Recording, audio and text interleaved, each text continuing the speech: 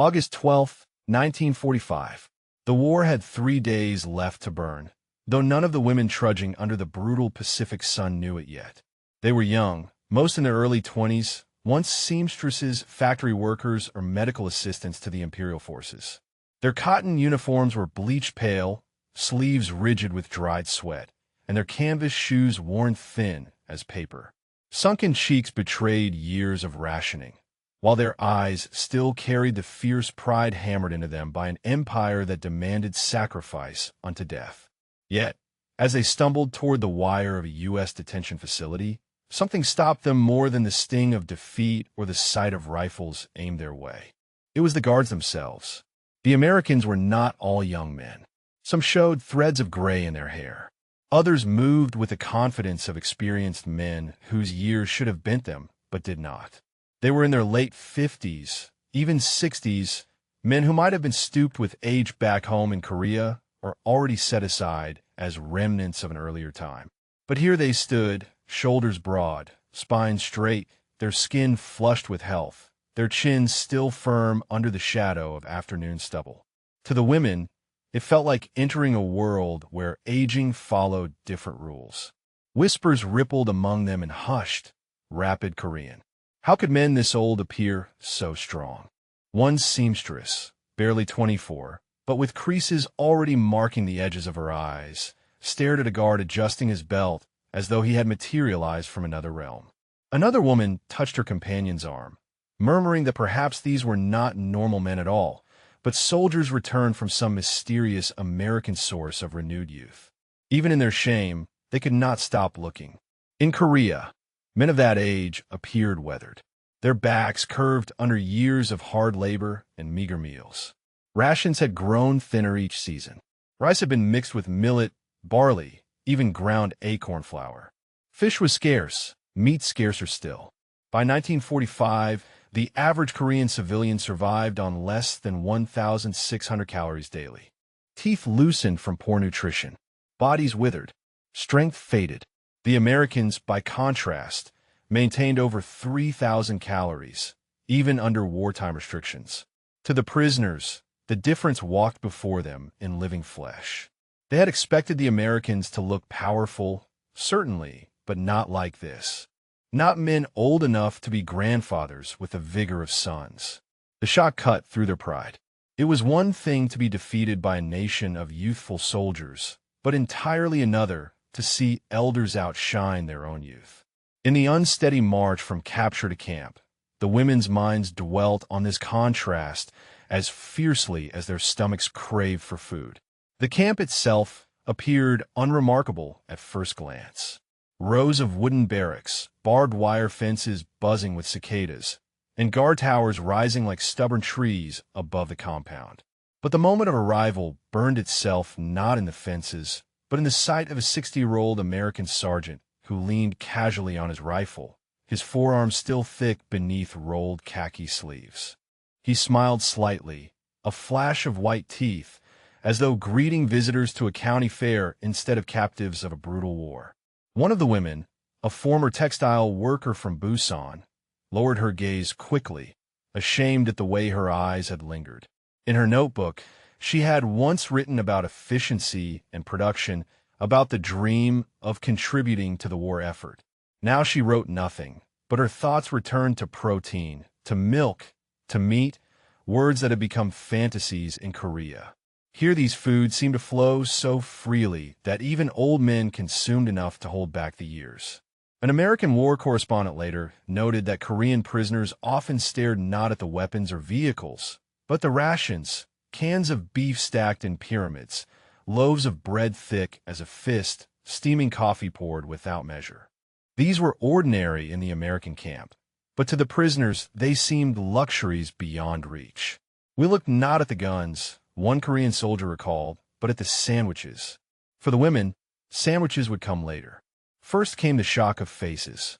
The guards talked among themselves in a rolling, easy English. To the women's ears, it sounded casual, unstrained, like the speech of men who had never been pressed to the bone. One laughed at a joke about home. Another adjusted his cap and nodded at a companion. Their confidence felt not like arrogance, but like the natural right of men whose bellies had never known true hunger.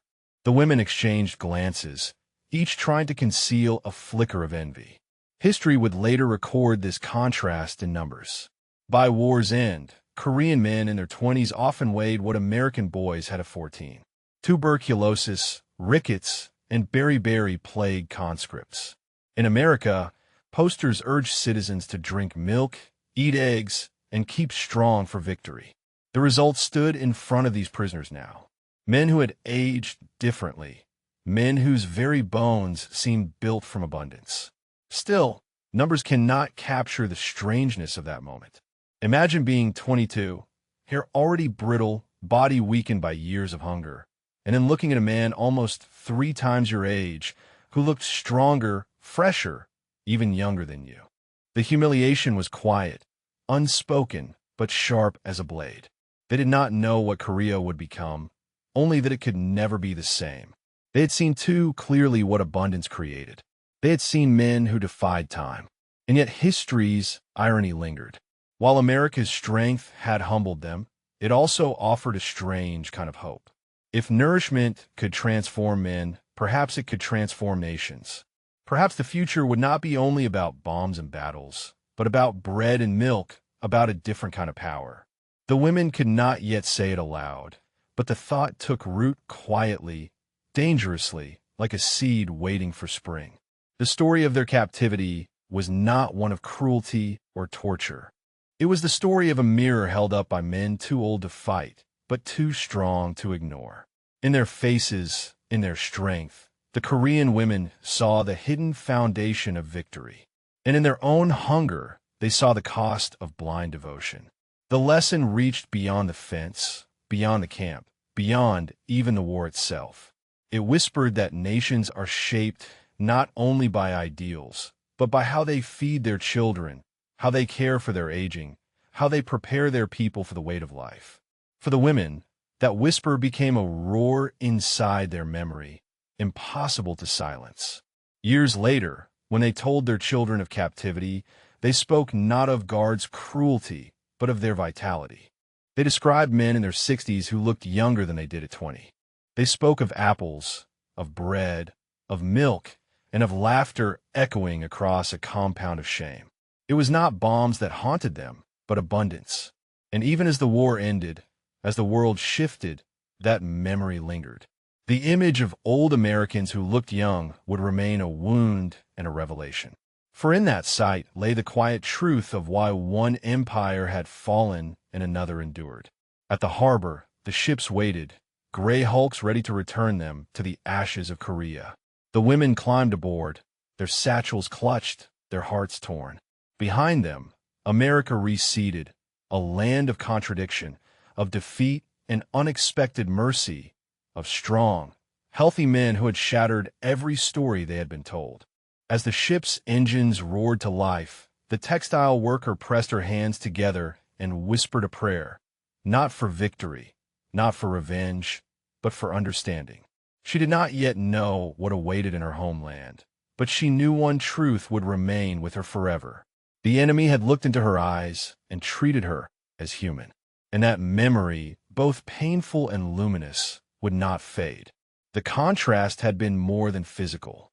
It was spiritual, philosophical, a glimpse into what nations could become when they chose nourishment over ideology, when they built strength from the ground up rather than from the top down. The Korean women had witnessed not just military power, but the foundation upon which that power rested. They had seen the quiet revolution of full bellies and strong bones, of children who grew tall and men who aged slowly. It was a lesson written in flesh and blood, more convincing than any propaganda, more lasting than any speech. The Americans had won not just because they had better weapons, but because they had better bodies. Bodies built by decades of abundance, by a system that valued the physical well-being of its people as much as their ideological purity. For the Korean women, this revelation was both crushing and liberating. Crushing because it revealed the futility of their sacrifice, the emptiness of their devotion to an empire that had starved them while demanding their lives. liberating because it showed them what was possible, what their children might become if they chose differently. The numbers told a stark story that would echo through generations. Korean civilians by 1945 survived on rations that had dwindled to barely 1,400 calories per day, supplemented with whatever could be foraged or fabricated. Sweet potato vines became vegetables. Tree bark was ground into flour. Soybeans, once abundant, had vanished into military supplies. The women remembered the slow disappearance of familiar foods, how rice portions shrank month by month, until a full bowl became a memory from childhood. Fish had become so rare that children forgot the taste of the sea. Meat existed only in stories told by grandmothers about better times. Meanwhile, across the Pacific, American workers maintained diets exceeding 3,200 calories daily, even under wartime rationing programs designed to support overseas forces. Beef remained common, milk flowed freely, and bread stayed thick and abundant. The contrast was not merely statistical, but visceral, written in the bones and muscles of two populations. Korean men in their 20s had been reduced to the physical development of American teenagers, while American men in their 60s retained the vitality that Korean soldiers had lost before reaching full maturity. The textile worker from Busan remembered her younger brother, conscripted at 19, but appearing younger than her American captors, who had lived 3 times as long. His uniform had hung loose on a frame that should have been filling out with strength and purpose. Instead, malnutrition had stunted his growth and sapped his energy, leaving him old before his time in a body that had never known abundance. She wondered if he had survived the final months of fighting, or if hunger had claimed him before any bullet could. The Americans, she observed, moved with casual strength, their gestures confident and unhurried. They lifted supplies effortlessly, walked without the careful conservation of energy that had become second nature to every Korean she knew.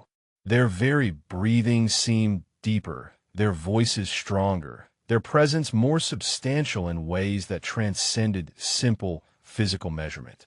This abundance showed itself in countless small moments that pierced the Korean women deeper than any deliberate cruelty could have. Guards discarded half-eaten sandwiches without thought, tossing aside more protein than most Korean families had seen in weeks. Coffee was brewed fresh multiple times daily and poured out when it grew cold, a casual waste that represented luxury beyond Korean imagination during wartime rationing.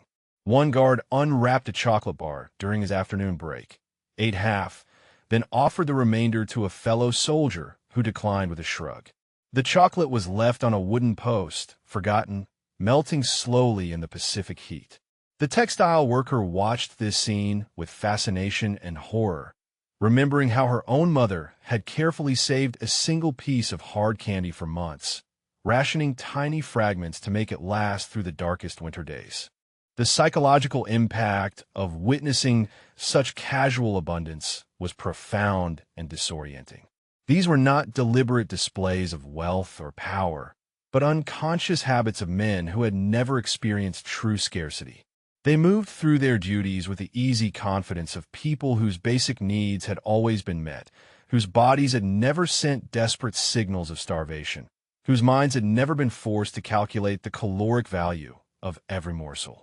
Their laughter came easily and frequently, rolling across the compound like music from another world. They joked about home, about sweethearts, about plans for after the war, their voices carrying the lightness of men whose futures seemed assured rather than hanging by threads of chance and circumstance. Even their complaints sounded foreign to Korean ears, grumbling about minor inconveniences rather than the fundamental struggles for survival that had defined daily life in wartime Korea. The guards complained when their coffee grew lukewarm, when their cigarettes ran low, when mail from home arrived a day late. These were the concerns of men whose deepest worries involved comfort rather than existence, luxury rather than survival. The physical demonstrations of this vitality became impossible to ignore or rationalize away. A 6-to-12-year-old American corporal effortlessly hefted supply crates that would have required 2 Korean men to manage, his movements fluid and controlled despite his graying temples.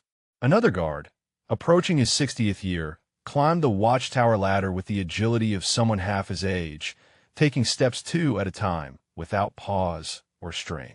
The textile worker observed these displays with growing amazement and shame.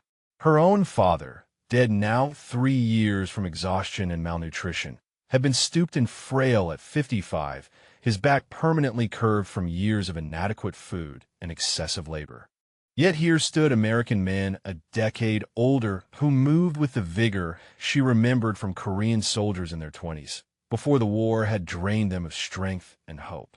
During the afternoon heat, when the Korean women wilted and sought whatever shade they could find, the American guards continued their duties without apparent discomfort. Their skin remained healthy and resilient, their breathing steady, their energy sustained throughout the longest days.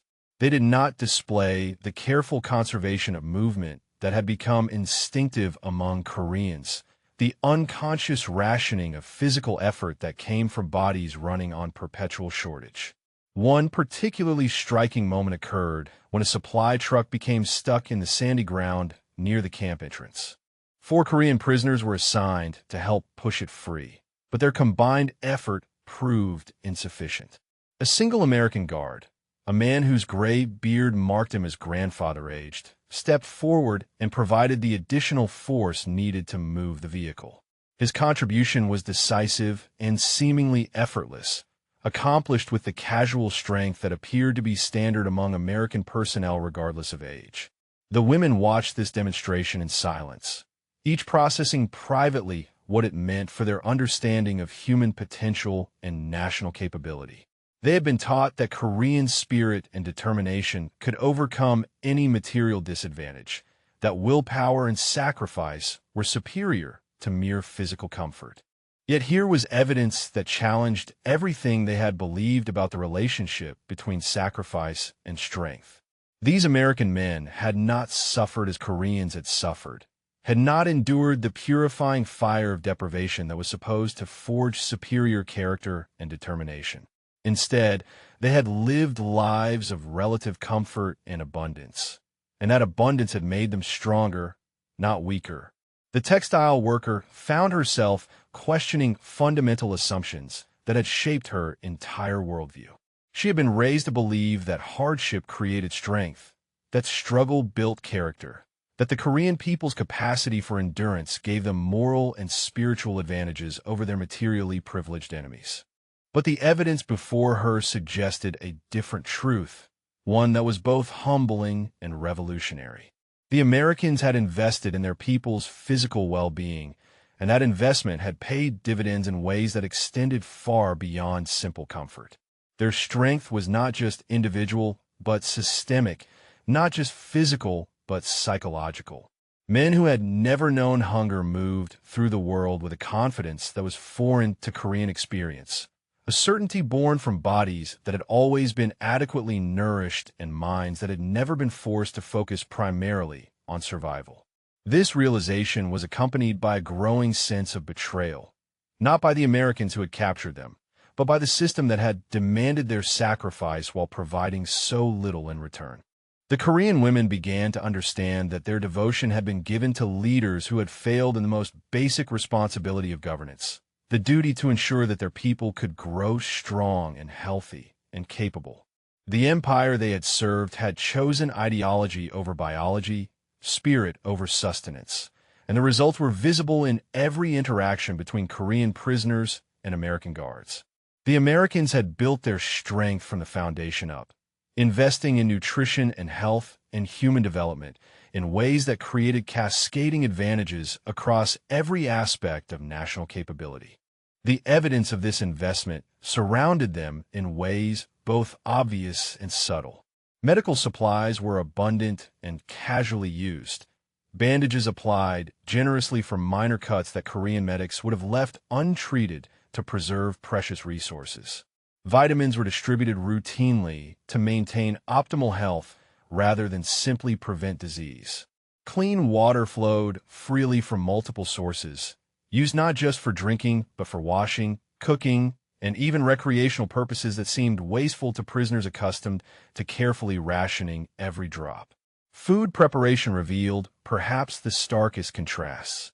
American cooks discarded portions that showed any sign of staleness or imperfection, maintaining standards that prioritized quality over quantity in ways that seemed almost criminally extravagant to Korean observers.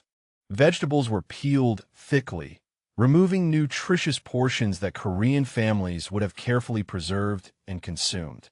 Meat was trimmed of fat that represented precious calories in Korean dietary calculations. Even the portions served to guards exceeded what most Korean civilians had received during the best peacetime years, let alone during wartime rationing. The psychological impact of witnessing such systematic abundance created a cognitive dissonance that was almost unbearable.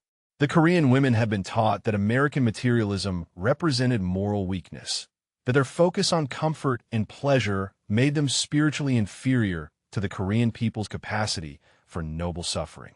Yet the results of this supposed weakness were undeniable strength, vitality, and capability that exceeded anything Korea had achieved through sacrifice and deprivation. The textile worker began to understand that the choice between material well-being and spiritual development was a false dilemma, that societies could invest in both physical and moral strength simultaneously. The Americans had not chosen comfort over character, but had recognized that healthy bodies supported healthy minds, that adequate nutrition enabled higher forms of human development rather than preventing them. This understanding carried profound implications for how the Korean women viewed their own past sacrifices and future possibilities. The deprivation they had endured was not a source of strength, but a fundamental weakness that had undermined their nation's capacity to compete effectively. Their willingness to accept hunger and hardship had been exploited by leaders who failed to recognize that human development required investment, not just ideological commitment.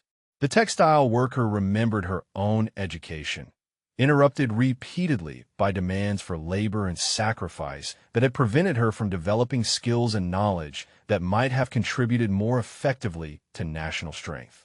Her generation had been asked to give everything while receiving little in return, creating a cycle of diminishment that weakened Korea rather than strengthening it. She began to see her captivity not as punishment for failure, but as an opportunity to observe a different approach to human development and national capability. The Americans had created systems that supported individual growth and collective strength simultaneously, investing in their people's potential rather than simply demanding their sacrifice. This was not moral weakness, but practical wisdom, recognition that healthy, educated, well-nourished populations could achieve more than depleted ones driven by ideology alone. The conversations she overheard between American guards revealed educational backgrounds and technical knowledge that far exceeded what most Korean women of her generation had been permitted to develop. These men discussed mechanical principles, scientific concepts, and practical skills with casual competence that reflected systematic investment in human capital rather than simple natural superiority. Their confidence came not from inherent cultural advantages, but from societies that had chosen to develop their people's capabilities comprehensively. The Korean women began to understand that their defeat had roots extending far deeper than military strategy or technological capability. They had been overcome by a fundamentally different approach to human development, one that prioritized the creation of capable, healthy, knowledgeable populations over the mobilization of sacrifice and suffering for abstract ideological goals. This recognition carried both devastation and hope in equal measure. Devastating because it revealed the futility of so much Korean suffering, the waste of human potential that had occurred when entire generations were asked to sacrifice their development for causes that ultimately weakened rather than strengthened their nation. Hopeful because it demonstrated that different choices could produce different outcomes, that Korea's future did not have to repeat its past patterns of deprivation and struggle. The textile worker began to envision possibilities that had seemed impossible under the old system. Children who could grow to full physical and intellectual potential, supported by adequate nutrition and comprehensive education, rather than pressed into service before their development was complete.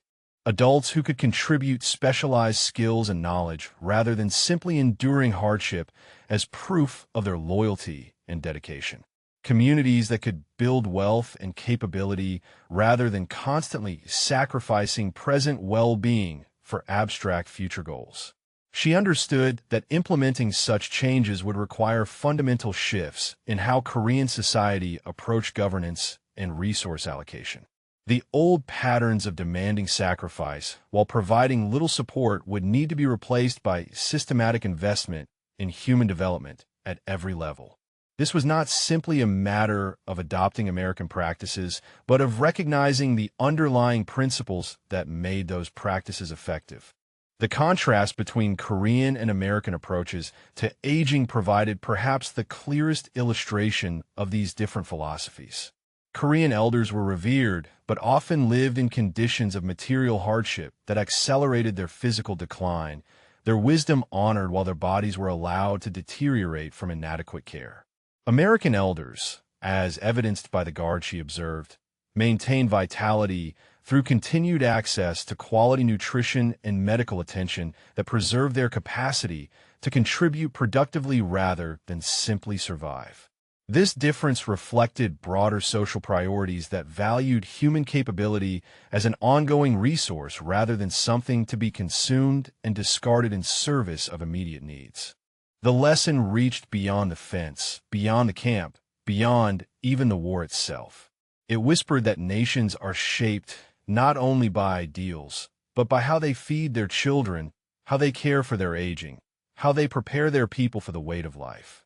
For the women, that whisper became a roar inside their memory, impossible to silence. Years later, when they told their children of captivity, they spoke not of guards' cruelty, but of their vitality. They described men in their 60s who looked younger than they did at 20. They spoke of apples, of bread, of milk, and of laughter echoing across a compound of shame. It was not bombs that haunted them, but abundance. And even as the war ended, as the world shifted, that memory lingered. The image of old Americans who looked young would remain a wound and a revelation. For in that sight lay the quiet truth of why one empire had fallen and another endured. The textile worker carried this understanding back to a Korea that would indeed transform itself, though not immediately and not without tremendous struggle. The seeds of change planted by her observations would take decades to germinate, growing slowly through generations that would gradually embrace the principle that human development required investment rather than sacrifice. She would live to see Korean children grow taller and stronger than her generation. Korean elders maintain vitality into advanced age. Korean society gradually adopt approaches to nutrition and health that prioritize capability over ideology. The memory of those American guards would serve as both inspiration and warning, proof that different choices produce different outcomes, that abundance need not corrupt if properly channeled toward human flourishing.